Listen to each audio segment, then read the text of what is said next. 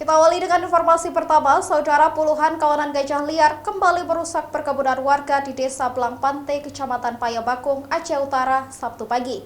Aktivitas gajah liar tersebut diduga karena hutan lindung yang menjadi habitatnya semakin sempit, sehingga turun ke perkebunan warga.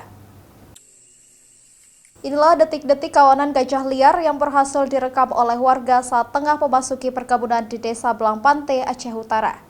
Puluhan gajah liar tersebut mengobrak-ngabrik berbagai macam tanaman warga di lokasi perkebunan, diantaranya tanaman pisang, pinang, pepaya, dan durian. Bahkan sebagian bibit tanaman hancur diinjak hewan dilindungi tersebut.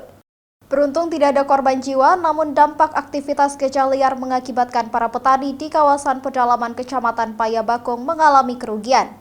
Selama ini menurut petani, kawanan gajah kerap masuk ke perkebunan warga. Hal itu diduga akibat hutan habitat gajah liar terus alami kerusakan sehingga turun ke perkebunan warga untuk mencari makan. Karena dia nggak tahu kemana lagi, hutan nggak ada lagi di sini. Jadi ini sekarang dia lagi turun ke kebun masyarakat. Jadi semua pisang-pisang, durian, yang tanaman-tanaman yang kita tanam di sini udah habis semua lah. Bisa kita bilang kayak itu. Karena dia lama di sini, hampir 1 bulan.